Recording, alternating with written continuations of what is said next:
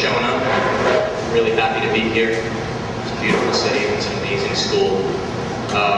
As Pat mentioned, I'm Jeremy Lasky. This is my partner, Gonzalez. We want to talk a little bit about our company Perception in New York, how it all began, take you through the last 5 years, and show you some of the great work. And then after that, we're going to take you through a project we just delivered last week and show you the whole process. I think it'll be pretty interesting. So, I'm going to give you a brief history of where we came from. I started out, I went to school for business. I didn't do any of this. St. John's in Jamaica, Queens. I was going to take over my father's restaurant business. And the last year I took a special effects class. At those days, no computers. I don't look 65, but I'm around that age. So I took a steel armature motion capture class, and I fell in love with it, and that was like my journey right there started. So, went back to my dad, told him bad news, and I started at RGA in New York City. I'm sure everyone should have heard of that. If not, it was the premier place to do film, broadcast design, mostly agency work, commercials. But I was PA there for about 8 months, getting coffee from Bob Greenberg, doing anything and everything he told me to do, picking up his laundry. And after 8 months, he asked me what I wanted to do, and I did it with a smile on my face. So he said, I'm going to put you in the back, you start making dubs, and from there, it was just up the ranks. About a year after doing dubs, I was named Junior Visual Effects Artist. I was in control of 3 rooms. One was 1 layer at a time. There was a real-time room, roll correction. We used a paint box. It was a lot of old technology. The second room was 3 layers at a time, which was very exciting to me. And the third room was brand new. It was a software that came out called Flame. So I wasn't allowed to touch the Flame because there was other effects artists ahead of me, and they had seniority, so it wasn't like I could just jump on it. So I decided to take the graveyard shift. I worked from about 7 o'clock at night until 4 o'clock in the morning. Did my work in about 4 hours. The rest of the time I was being managed with Flame and giving myself education. One day Bob told me that 2 guys had left. 2 of my friends from the same department, one with Ion Lab and another with Digital Domain. He asked me if I knew how to use a Flame. I said, yeah, pretty well. He said, good, because you got Nike clients coming in the morning. And that's how it started, basically. I got thrown into the flyer, and I like to do that to anyone that works for us. I think it's it's a good test for stress, and it's a good test of how fast you can think on your feet while you're designing things, and while you have to have the clients behind you. Telling you, make it red, make it blue, make it orange, I need those lines, do this, do that. It's just, it's overwhelming, but at the same time, it's a very good challenge. I'll let Jeremy tell you where he came from. I went to Carnegie Mellon, Pittsburgh. Originally, I studied architecture. After about a semester, I realized it's not where I wanted to be. So I actually changed majors halfway into my first year into the graphic design program. And design program back then, this is back in 1991. First 2 years, you don't even touch a computer. Everything is foundation design, just color, layout, and cut and paste. My junior year, they threw you on the computer. After Effects was infancy. It was pretty much all in that media director. So doing animation in the most primitive way. But in my senior year, I did an independent study, and the professor that I worked with showed me the work of Saul Bass. And he also had a real own company called R. Greenberg Associates. Just opened my mind up to a whole new art, film title design. I always had a passion for film, passion for graphic design, a lot of very interesting specialty to combine both disciplines.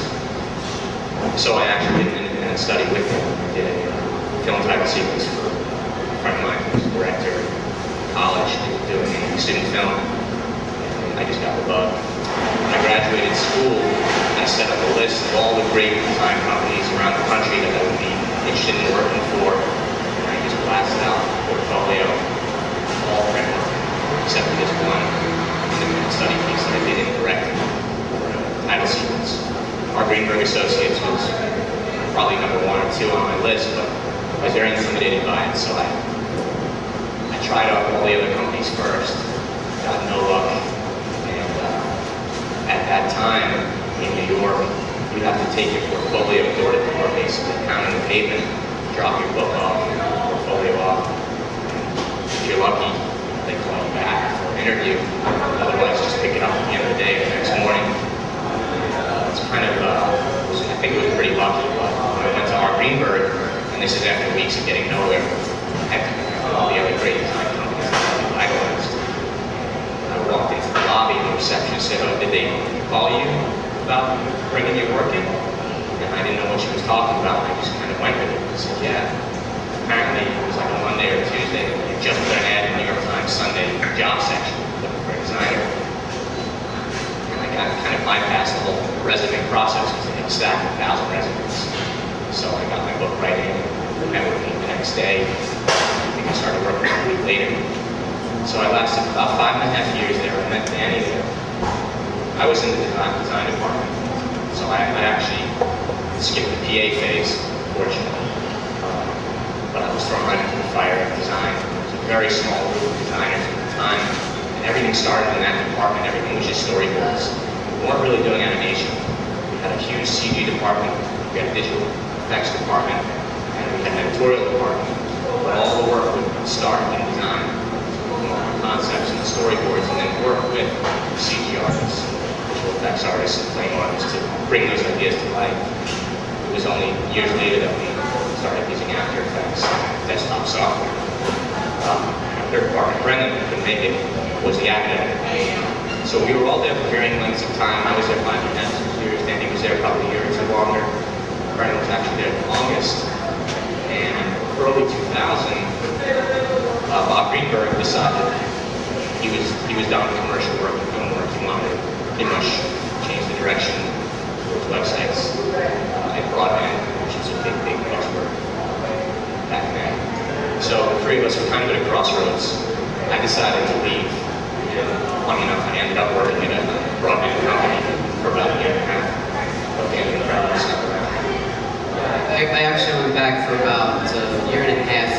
Bob hired me back as head of broadband, which to me at the time was just a title because I was doing the same thing. He had Nike as a client. I would go and show stuff for Nike, and then the fastest speed was 56K modem, so we would press up to the side of the postage stamp. And I would spend days and days doing effects to this footage, and then I wouldn't be able to see what's going on when I download it. So I told Bob, it's just not working out. It's not what I want to do. So he said, well, stick with it. I think it's going to grow. It's going to be the way of the future. He was right. But at the time, I just missed seeing all my stuff on TV. So at that point, I decided to go. I was full-time there. I went half-time there. Jeremy and I were always talking about it. Talking about starting our own thing.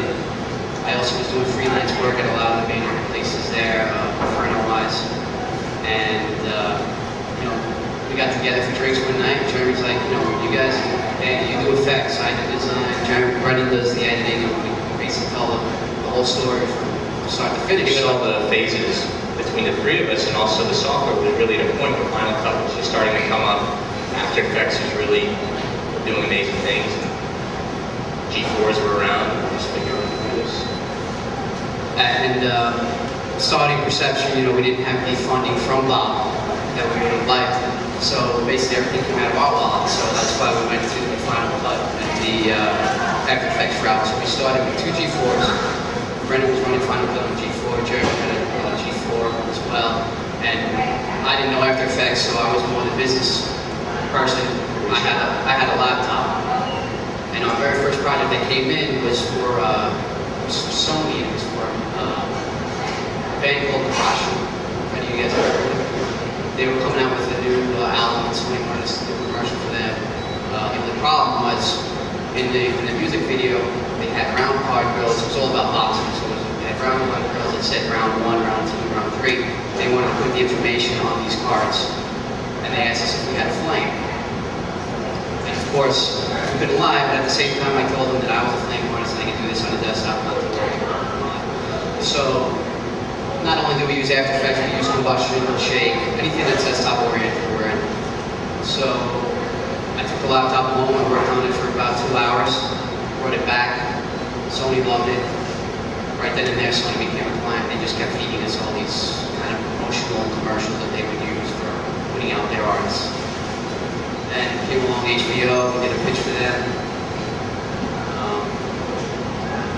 That turned into a client that still exists with us today. And we'll take you through a lot of phases of how we do our work and I guess how clients kind of change things on you and even these little curveballs that help you grow as a creative and you understand that your work looks great, but sometimes the client needs a different story told. And wants your idea, but you need to push more of what they're talking about than what you want to see, basically. So I just wanted to show this. This is kind of funny. This is where it all started. We had one room that we rented on a bigger space, and we just started with a paintbrush and rollers. This is about the size of a closet, by the way. It looks a lot It was bigger a than tiny it is. little room, and that's where it began. That's me and Dan painting the room. And now, this is our space, which actually we're looking to double in size already, but this is just a couple of shots. This is what we see when you come up the elevator. Just peek into the big open design area. A lot of the artwork that we have on our walls, actually most of it is all our style frames that we do for past projects. Because just a way of clients seeing the stuff that maybe never made it, or it's also nice when HBO comes over to see boards and have the HBO logo on there. It's just it's nice stuff. Plus, it's great stuff, so why not have it? To view the kitchen here. Down that hall, you'll see there's 3 editing rooms. That room there that just went by was that's our first of 3 editing rooms. This is our HD room. 2 other rooms are SD. They're going to be HD very shortly. And full Final Cut base, and every room is After Effects, shading, Maya, about to pick up a box technology machine that's also modular. We'll probably be getting 3D Max as well. There's a magazine called IEN, and they did a feature on us last year, I guess, 6 months ago. And they wanted us to just do a short film about ourselves. So rather than just do a straightforward tour of our space, we put together this quick little video, so I just thought I'd play it for you guys.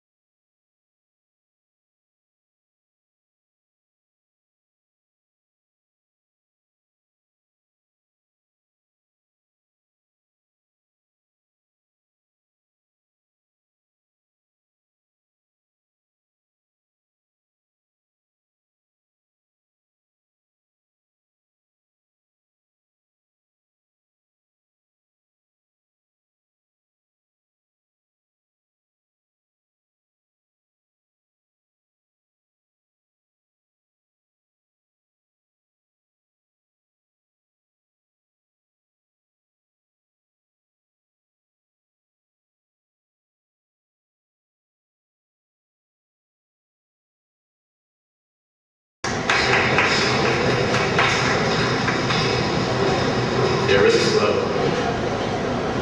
So that was something we did for a magazine, and they, again, all the, I guess, examples they showed us of other companies introducing themselves are pretty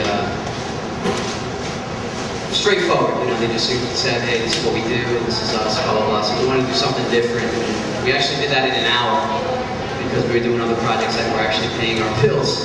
And we always roll down the green screen to, you know, to play with and do exciting things. Now we have a lot more stations, so we're usually going down about 4 blocks away. There's a stage, and we have to shoot a lot more stuff.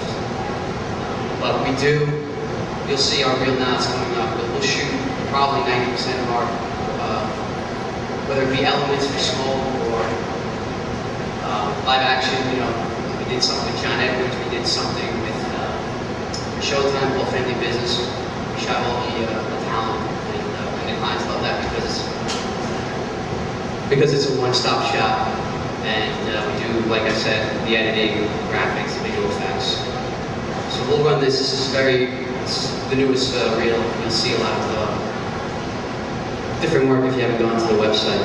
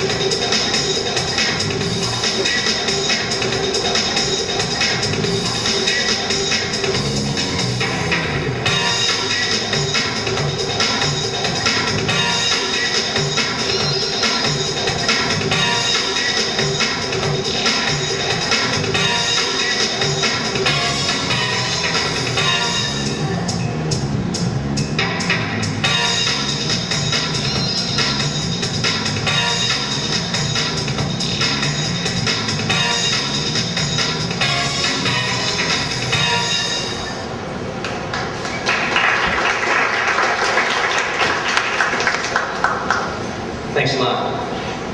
We're going to talk now about a project that we're pretty excited about that we just delivered last week. It's for ESPN, and it's for the Major League Baseball playoffs. And it all started with a pitch, as a lot of the best projects do. We always want to get into the pitches because it gives us an opportunity to really show our stuff and open a door, especially as a young company trying to make our way. We take every opportunity and seize it. So initially, these ad agency called the Concept Farm gave us a call and asked if we'd be interested in pitching ideas for this Major League Baseball campaign. Of course, we said yes.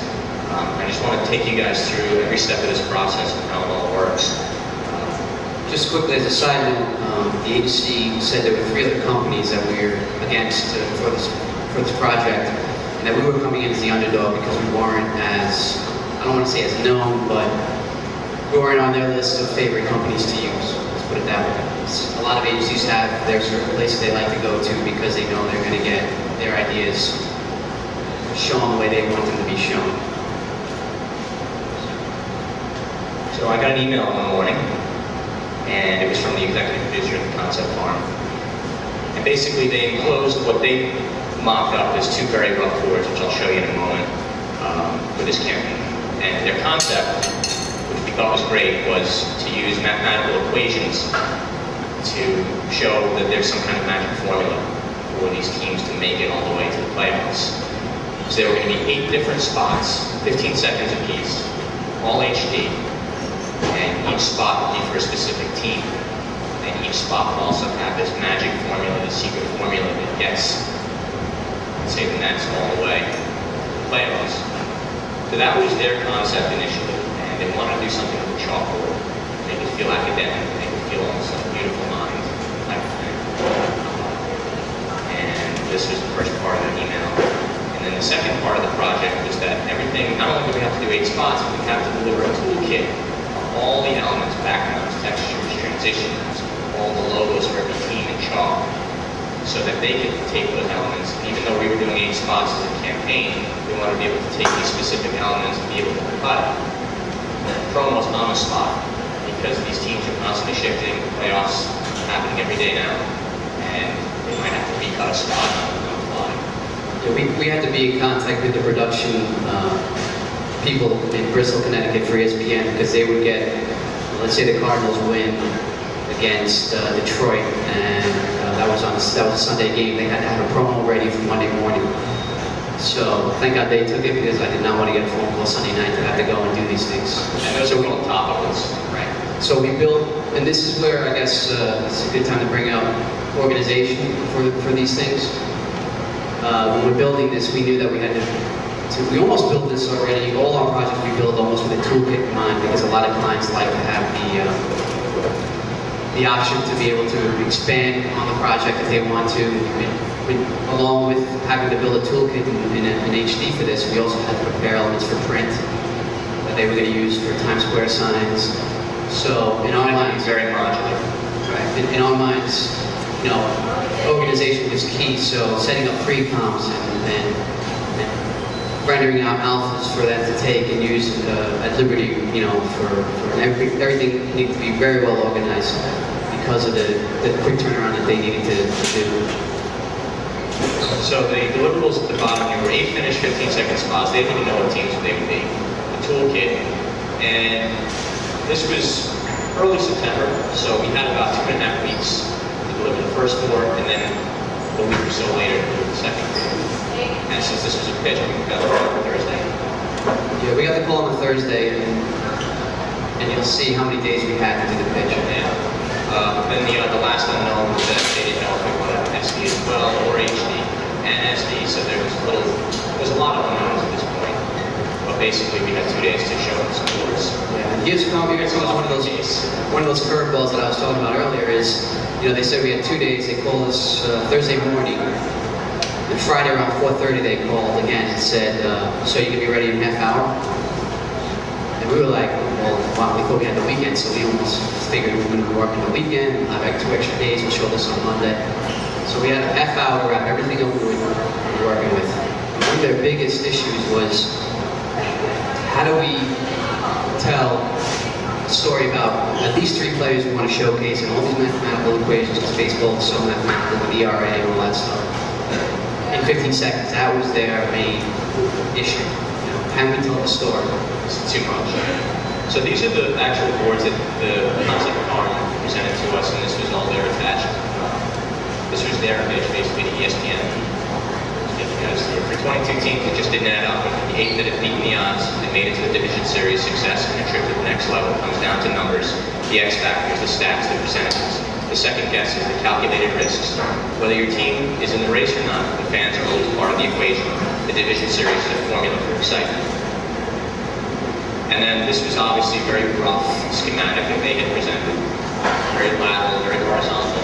This was specifically for the Mets, but they wanted to make it very clever, very smart, hide little details for the team, for the city that team plays in. For instance, the Empire State Building, the number 7 train. Always keeping it in this equation, in this formulaic style. Right, and if you look at the video, and I'll read it to you, you can already see that it's well over 15 seconds. And they knew that, but they just wanted, again, they're pitching to their client who's ESPN, and they want to get the idea over. So at that moment, they didn't really care about the link issue at that time. But when we read this, you'll see we did a couple of different things in our pitch. It was already at like 25 seconds. So I'm not going to go through it and read it, but you get an idea. But there is some clever things to it. So I'll look at this one as a second one for Detroit. I'll go for the Mets one since I am a New York native. The Mets Mets are #1 in the Big Apple. You can see there everything's going right. This guy named Jared Wright for the Mets, he's doing really well. So that's the little seed right there. Martinez has the stuff, Reyes has the stats. Below 60 for the miracle of 86, season 20 years since the Magic won the amazing division series on ESPN. There was an alternate tagline that they used that I really liked, that ESPN just crushed, which was "You do the math," which I thought was pretty cool. But of course, ESPN again made the climb and said, no, it's all about ESPN, so the division series has to be on ESPN. This was the other board they showed us in Detroit. There's an old show, Magnum PI, probably airs now on TV Land, Nick at Night or something like that. But when I was growing up, it was a popular show. Always wore a Detroit hat. So again, these little Where's Waldo elements, if you will, to show Detroit and all the other things. Again, when they build these boards, when we build them, we'll rip stuff off the web that we think is clever, and then the lawyers come in and also take the ideas away, saying we'll never get clearance from Magnum PI. So. Okay, so here's what we presented. As Danny mentioned, one of the huge obstacles that we had was how can this all be accomplished in 15 seconds? So we thought, if that's something that the client has doubted, then we need to prove that it can be done if we're going to stand out from our competition as well. So we decided early on that we needed to do a motion test. Sometimes boards just cannot communicate what you need to do. You can do a 50-frame board, but sometimes the clients won't get it until you actually show it in motion. So of the several things that we pitched, the very first one was this obviously very rough motion test. The Mets are #1 in the Big Apple. This season, everything's going right. Martinez has the stuff. Reyes has the stats. Originally, we were going to map out the entire 15, but we ended up just cutting it in half to show this. This got them really excited. It had a lot of great movement, a lot of great energy to it, and more than anything, they believed it. They believed it could be done. This was the end frame for that test as well. They like having the idea also not only to tell the story in 15 seconds, but it's very important to ESPN to get viewers that, let's say their team got knocked out of the playoffs. So if you're a Milwaukee Brewers fan, why should I watch the Mets play they played the Dodgers last night for me. So there's these little nuances that, again, the 7 train, someone from New York's going to know, okay, that's how you get to Shea Stadium, and it's there. Someone might not pick that up. But then there are all these little equations like ERAs and the at-bats and home runs and stuff like that. So here were some other boards that we showed. This idea was more about the environment, maybe being in the classroom setting. The blackboard then tips over and these elements kind of pop off, so it would be a 3D world. And again, Empire State Building, the Mets are #1 right now in the division, Big Apple. A player from the Mets slides into the apple, you get some particles that go apart, this whole world starts to develop. So even though that they had sketched out that very rough board that they just showed before, when we did our boards, we were really trying to push it a little bit to show all the possibilities with this chalkboard idea. Basically, I think that's what they wanted to see, was they could see it as an idea and how far can we push it, how far can we go. And that's what we really demonstrated. And one of the things that they told us as well, when they showed us their boards, was we don't want just a basic lateral move. So with that in mind, we came up with these ideas. This is another board we did where, again, the board is more, the chalkboard is more on the wall. We move into it, dotted lines and chalkboard, handwritten things start animating, and there's some smears and stuff going on. And the dots actually tips down into 3D space. Right, and to showcase a play or a hitter, we'd zoom into the chalkboard plasma screen that's up there. It's a jumbotron, and that's how we would get from point A to point B to tell that story.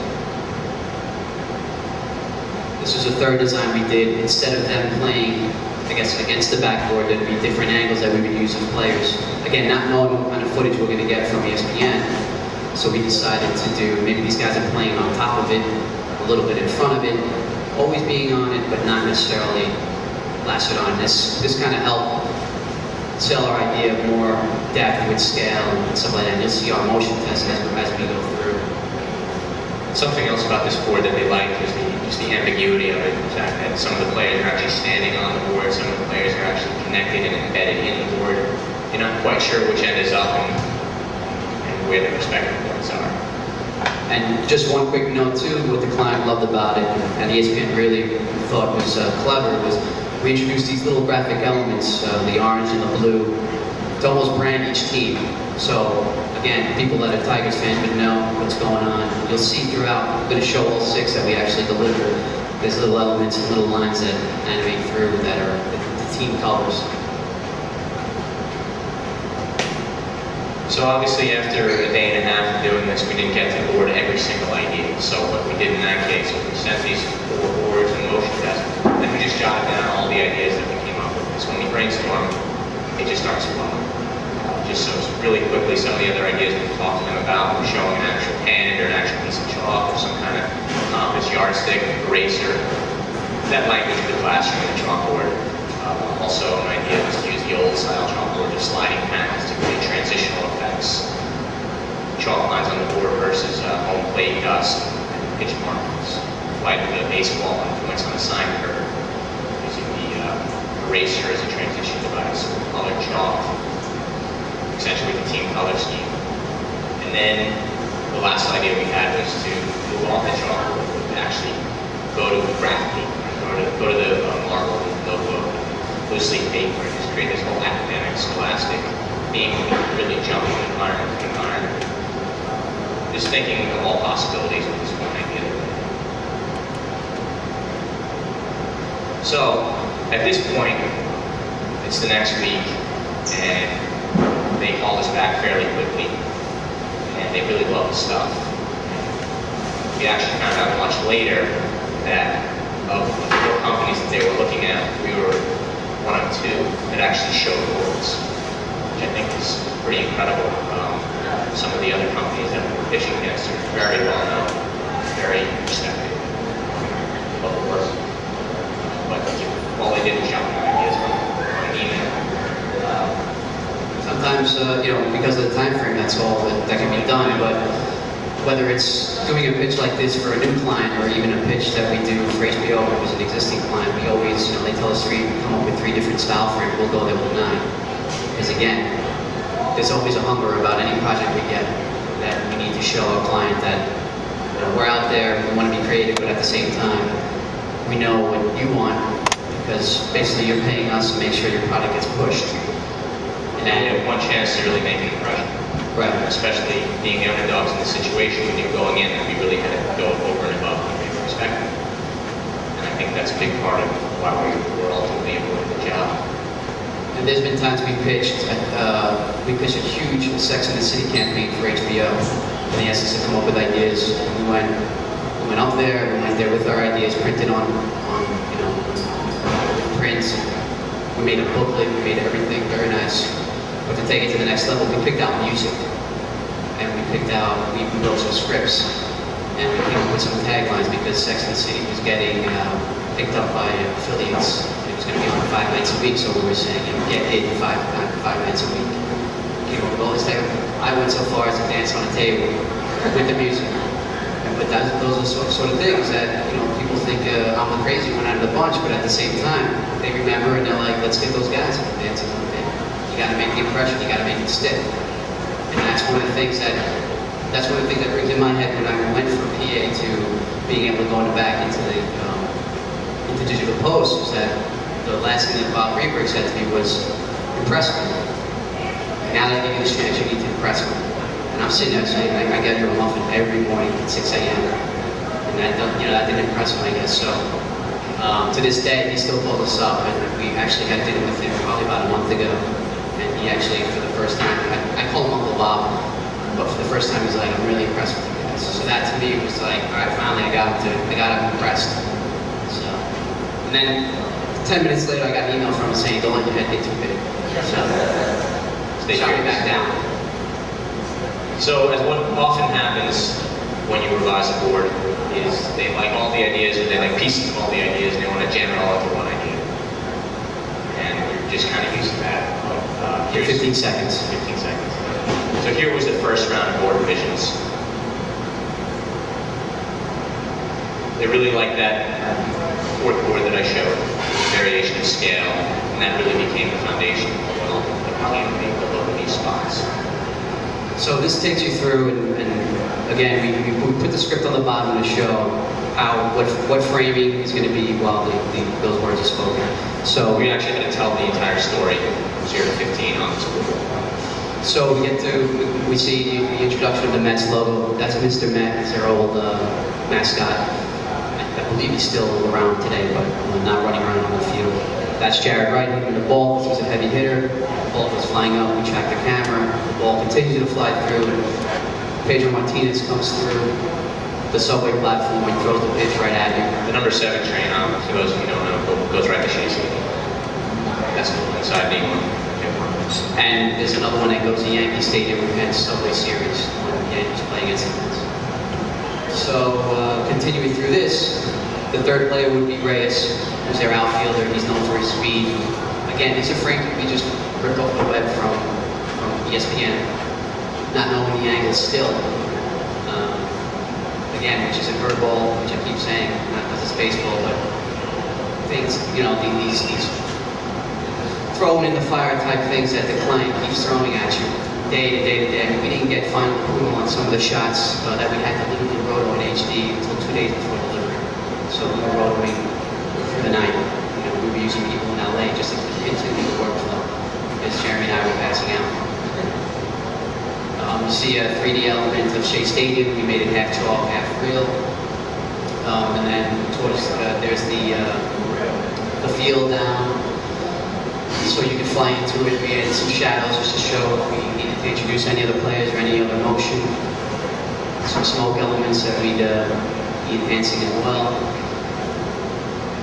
And then the end frame. For the Mets, it was important because the last time they were in the playoffs was 20 years ago, 86, 2006. And then the National League Division Series on ESPN. There's also these fireworks, which we tried in this that actually paid off. We'll see that in the league itself. So they liked this a lot, but then they wanted to change it a little more. And I also want to mention at this point, ESPN hadn't seen any of this. This was all just through the ad agency. The ad agency was getting into a point, but they then had to present it to ESPN and run it off the flagpole at ESPN. And even though they selected us as their company to work with, ESPN could have killed this campaign at any point. Right? And at this point, there's no, as far as the business aspect of it, you're not getting paid for this at all. At this point, you become the creative arm to the agency and say, okay, we're going to go to our client now and pitch it. So now you're like, wow, all right, I spent 5 days on this. Okay, now this is still kind of being crushed by ESPN because of the fact that they don't like the idea. They haven't seen it yet. So here's what ultimately became the final board that they then did present to ESPN.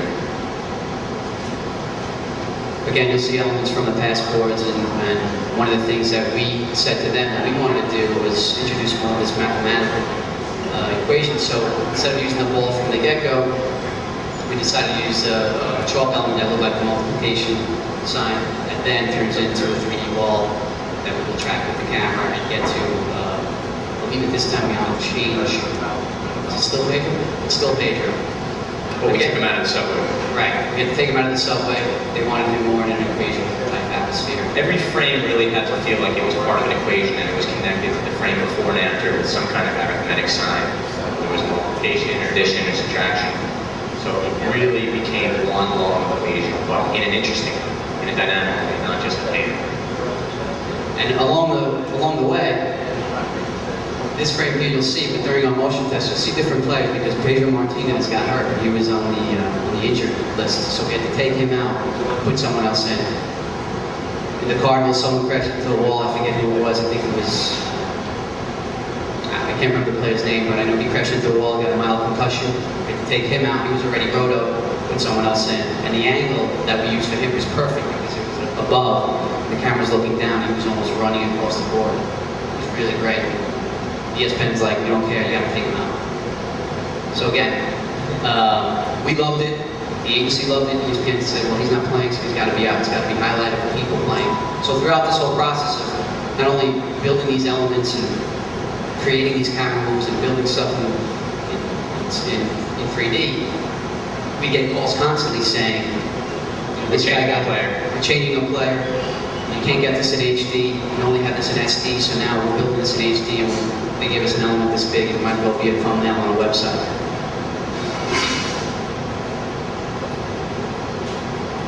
And like this footage of the '86 Mets here, it's a famous moment when they won in '86.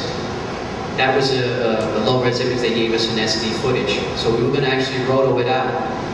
But again, because of time frame, we told them, why don't we do something clever with the archive footage, keeping it as a still, and we'll just make like a half chalk, half real picture. And they loved the idea because then it also focused the newer players and the older players were more like a static moment in time. So thank God they loved that idea. We wanted to make the 20 a lot bigger, really emphasize that it's been 20 years since the Mets won. We also love the fireworks, and this is the final frame board. And here you see some of the players again celebrating at the bottom edge. That got killed because they needed these things as part of the toolkit. So they decided it has to be, every page has to be generic but different, because if they rip this off and use it for the Cardinals, you can't have Mets players celebrating in there. And you see a small player there that's doing some hand-drawn animation. That also didn't make it to the end because they thought he got a little busy. Some people thought, ESPN thought that they were going to be watching that, not looking at the ESPN logo, even though it's pretty large. So now at this point, we're ready to begin. This actually did make it through and was approved. So we had to start a whole process of creating elements for this. Up to this point, all the chalk elements and everything was pretty much all Google searches. We bought a little slate from Staples. We were just creating elements on the fly. But we needed to go out on location. We actually went to a high school in New York and shot very high resolution backdrops and stills. We shot about 100 images of chalkboards, blackboards, and streaks. Well, something else to mention too is they really wanted it to be blackboard, not green. That initial motion test was a green board. We didn't want that. There was also one that had a little bit of a brownish tint. We really wanted to keep it black and white and make the players pop off that as much as possible, keeping the players extremely colorful and all the other elements extremely colorful. One of the things we picked up being at RGA, again shooting a lot of our own elements, was let's shoot this stuff because nothing's going to look as real as, plus time factor, nothing's going to look as real as the real deal. So we went there, we shot, this is just 9 of, I don't know how many, we spent the day there, and we took our sneakers off and started pounding on the walls, and started smudging things. It was actually a fun day, so whenever you can get out and shoot stuff, it's pretty exciting. And then this is a brainstorm session pretty much with the agency. We'd be sitting there and saying, all right, this is how we're going to do it. They would tell us the players that they need to introduce, past and present, and we go through and to kind of map it out. So again, we use a lot of tools, but there's no tool that, pretty much substitutes pen and paper, or pencil and paper. So all 6 spots, and actually it was narrowed down to 6, not 8. All 6 spots were mapped out in this way. Basically built the entire equation and plotted out exactly where we wanted to be, at what moment, what, quote gags we wanted to include. In this case, this was the Oakland A's, and there was a line in the script called Moneyball. So at the end there, there's a dollar bill or a cash register, and you'll see that in the final spot. But here's just a couple of samples. This one was for the Detroit Tigers. So all kinds of ideas we're throwing out, whether it's specific equations for slugging percentages, batting averages, and what player would be divided by what. Every single equation had a baseball connection. It wasn't just random calculus. It actually made some kind of sense to a baseball fanatic.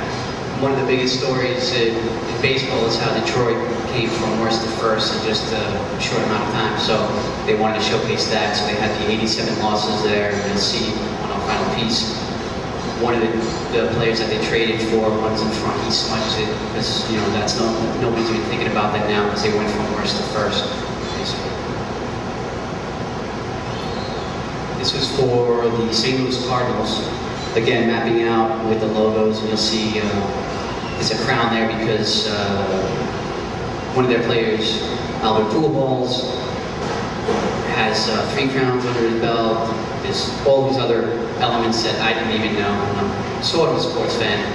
And again, these things as they're mapped out during, sketched out might work, but when we're building this, a lot of it had to be integrated. So we came up with clever ways to show that crown and a lot of the things we wanted to do when we were building this was, we wanted people to watch these 3 or 4 times so they could see something they didn't see in the past showing of this on ESPN. And just so you catch it, because I don't think we're going to repeat it, the St. Louis arc that's there, the shadow of the arc is actually a ground. So people connect the ground to the shadow. We wanted to do some hand-drawn elements as well and do some cell animation. So for the Cardinals, the spot starts out with the Cardinals logo, which is 2 Cardinals on a baseball bat. So we wanted to make one of the Cardinals actually fly in and land on the bat. So we had to draw that frame by frame and then convert it to a chalk texture as opposed to After Effects. Another thing we wanted to do was do some hand-drawn players running, get that stop motion effect. So we actually printed out a few sequences and just traced them over and embellished them. Right, this is actually the final shot for Reyes that we used in the Mets, and what we did was half chalk, half real, and that got semi-crushed by ESPN because they wanted to showcase the players, so what we did was from the kneecap down, so it's a little bit more chalky down below, real up top. So we printed out every frame, you can see the time code, so nothing got skipped on. Oftentimes you have to pull back a little bit. Sometimes we want to do too much. And obviously, at the end of the day, they want to showcase these players more than a drawing of the players. So we had to compromise and do a half-drawn, half-real rendition. It's always easier to pull back than to go forward, so we like to push it more and then let the client say, you guys got to calm down and bring it back a little bit to reality. Did pages and pages of hand-drawn equations, handwritten. We also had a few managers that they wanted to focus on just a still frame, so what we could actually have them drawn and then convert it into a chalk texture. This is Lane, Detroit. This is just an example of 3, but there are actually a few more. One of the teams we started working on was the White Sox. We hand drew the manager, Lasky, and we were probably 3 days into production, and ESPN called and said, we're pulling the White Sox. They're out. I believe Dodgers. Twins were in because of how the playoff standings were. So again, pretty much almost getting there to the final. Things are changing every day. Yeah, and we had a call, and now I have to go into the design team and say, hey, guess what? White Sox got crushed. The Twins are in, so now I'm starting from ground zero again. This was just some hand-drawn mounds that we used for Hollywood, for Los Angeles Dodgers. And now I'm going to show you some motion tests. I'm going to focus on the Mets, which was the very, very first spot we did. It was also the one that we boarded out. And that was the one that was being produced the most early on. Once we got this going, once the Mets really set the tone for the rest, those flowed a lot easier. This was definitely kind of a proof of concept. And the client also, once you show the first 2 or 3, they get a vibe for how you're telling their story. Then when you start getting into the, hey, we want to do this in 3D and then push it, you'll see the A's was actually one of the last ones we did. The cash register is built in 3D and there's a little bit more depth to it. They let that slide because they were just like, all right, you guys, we took a lot of stuff away from you. We're going to add this in because you helped us, so we help you now. So the first motion test was basically the storyboard put to motion, timed out with the script, and just a couple of simple camera moves. But it's really just mapping it all out at the time. Mets are #1 in the Big Apple. This season, everything's going right. Martinez has the stuff. Reyes has the stats. Will 06 the miracle of 86? See if 20 years is the magic number for the amazingness. The Vision series on ESPN. So that apple that happens at the end, we added that in because every time a Met hits a home run, there's this little apple that comes up in the back of Shea Stadium. So again, we started adding from day one little Easter eggs that we were calling, and that motion test seems fairly simple, but again, we get a call at Monday at probably around 10:30, and they're just like, we need to see the first motion test because we got to send it to ESPN by 2:30. So Do a scratch track and put it to time. And here's the next one. This actually has footage in it. Obviously nothing's roto. This is just all masked out really roughly. The Mets are #1 in the Big Apple. This season, everything's going right. Martinez has the style. Reyes has the stats. Will 06 equal the miracle of 86? See if 20 years is the magic number of the amazements. Division Series on ESPN. Something we were really pushing early on here, as you can see, is the Z-space moves, especially as it slides into Shea Stadium through the 20. And that didn't go over so well. Even though as designers we kind of enjoy that kind of motion, they really, really wanted to get back to the lateral horizontal move to really feel like we're reading across an equation. But obviously we didn't want to just do it again. It's boring. So we had to pull that back a little bit. But as you see, we kept trying to keep a little bit of that depth in there. This year, the Mets are a numero uno in the National League. Everything is going right to change. Beltran has the stats. Reyes has the speed. The 06 finished like 86. The Division Series on ESPN. And being the visual effects director, when they pulled that one from us, I kind of almost shed a tear because, again, we had this whole thing in mind that there is very roughed out, but the slide scene, chasing him comes at you, he's sliding through Shea onto the field, all this chalk dust is going to happen, it's going to be phenomenal. And they're just like, nope, sorry, we can't do it. So, again, at the beginning of the project, they said, we don't want just a lateral move. And then we're showing them this stuff, and they're like, you know what, we want a lateral move. But we want to still show some depth. So it was up to us to keep pushing, and then pulling, and it becomes a little bit of a tug of war, but it's a good tug of war. So here was the next test. This year, the Mets are a numero uno in the National League. Everything is going right to change. Beltran has the stats. Reyes has the speed. The 06 finished like 86. The Division Series on ESPN. And that end move actually became the final end move. Something else I want to mention too is that middle clip of the catch became one of the biggest challenges with this problem. So again, real quick. This year, the Mets are a numero uno in the National League. This year, the Mets are a numero uno in the National League. Everything is going right to change. That's an SD shot. Stats. Reyes, Obviously, low res, it's not a big deal. Finished like 86. Brought it up to HD. Series on ESPN. So it was the perfect shot. They couldn't find it in HD. We had to change it. It just wouldn't have worked. Right, at this point, that's when we got word that Pedro Martinez was injured, and we had to put in Carlos Beltran in for Pedro, and that's the only shot they had. And we just said, it doesn't work, we gotta find us an HD shot. Again, another curveball, if you will. So this is getting a lot closer now. A couple of guys are going to roto. This year, the Mets are numero uno in the NL. Everything's going right at shape. Beltran has the skill. The old shot. Reyes has the speed. The 06 finished like 86. Division Series. And Page is still being worked out. Because it was SD, we were trying to come up with a way that maybe he just disappears and becomes a chalk imprint on the 410 center field wall.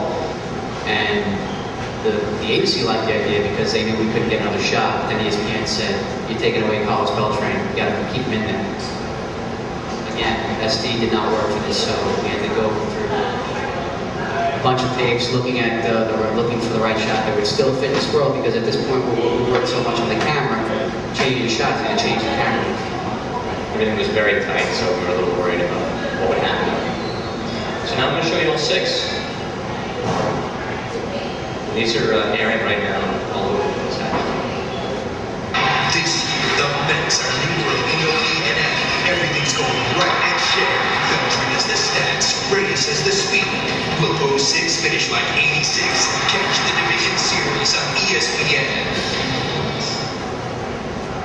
The Cardinals have a 9-title legacy. Now on the road in 06 with Triple Crown threat Pujols and Carpenter on the mound. He's banner number 10 in the Cards. Catch the Division Series on ESPN. Last year, the Titans were pussycats with 91 losses, but Pudge is on the prowl, and Verlander is adding up the W's. Can Detroit go from the cellar to the ceiling? Catch the Division Series on ESPN. It's been 18 years since Gibson's heroics, but Nomar's back. Maddox is king of the hill, and Little's thinking big. Will 06 have a Hollywood ending? Catch the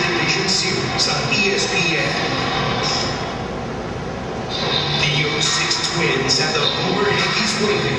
23-year-old Mauer's got the power, and Santana's got magic numbers. Can they hunt down the pennant? Catch the division series on ESPN. The A's scored high marks in the 70s and 80s. This year, A's Barry Zito and crew look to put a big hurt on the AL. Can they win it all with a little money ball? Catch the division series on ESPN.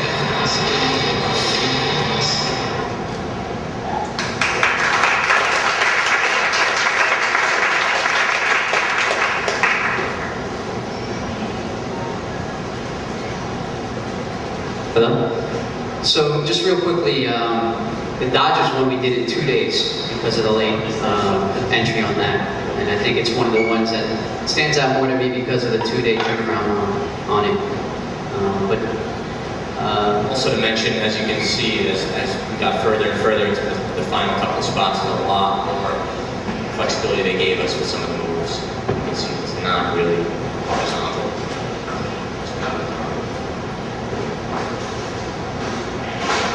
This was the team that did it.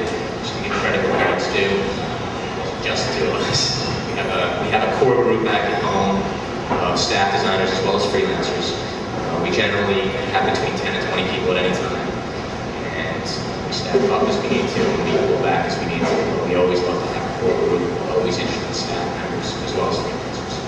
Yeah, we definitely want to build up core, and something that we like to bring to the table when we meet new designers and new anybody really. We want them to bring something to the table that's different.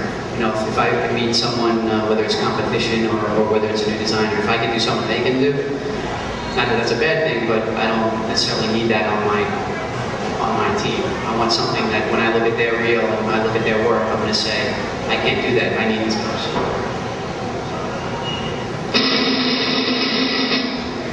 Thank everybody. That's pretty much the presentation and Q&A.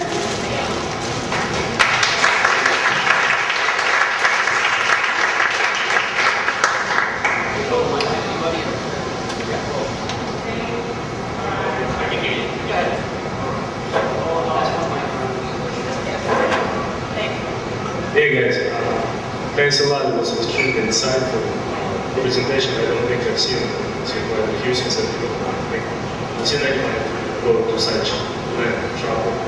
And I guess we all appreciate it. Thank you. Thank you. I guess my question is, well, while you were doing this project, right? Did you have anything else on? As far as other projects? Yeah. We had about a dozen other projects going on. So as far as the managing the projects, you basically balance it between the two of you and you spread the work flow. That's always the challenge. That's our day-to-day challenge, yeah. It's just managing and time management, resource allocation, making sure that deadlines are met. It's just an ongoing thing. I just wanted to add something. One of the things that's a little bit different how we run our place, we give a lot of our staff, we put a lot of our trust in them, and they know our style, which we don't really have a specific style. A lot of companies have a certain style, and that's why clients go to them, because they want, you know, whatever it is that they do.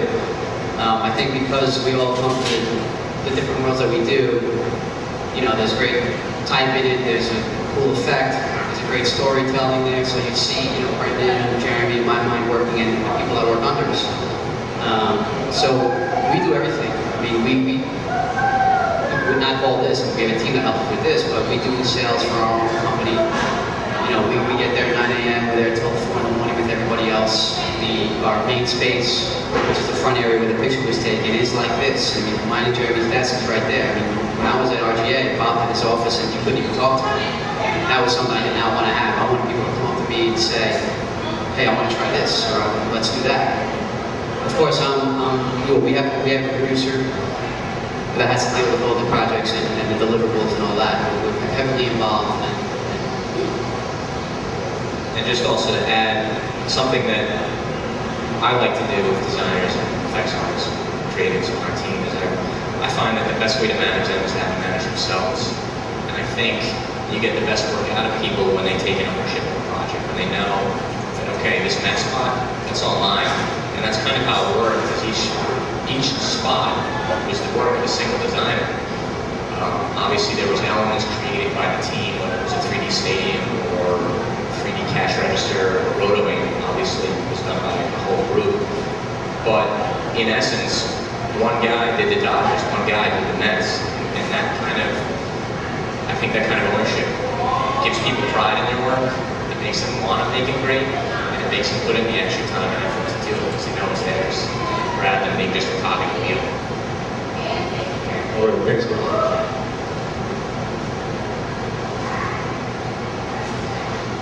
The artists that you hire, are they more generalists or do you hire specific people for specific jobs? Like, do you have a specific game person or do you have a specific Final Cut Pro person? That's a good question. Basically, if it's a project we get in, there's always freelancers that we have that understand our philosophy of how we handle projects, and they're hired guns. So if there's someone, there's 4 people that weren't in that picture because they didn't get to work at the studio, they work from home, and those are the roto artists. And that's more of the team that I work with, because I'll look at the roto and I'll tell them, hey, it looks tight, or there's a little bit of jump here.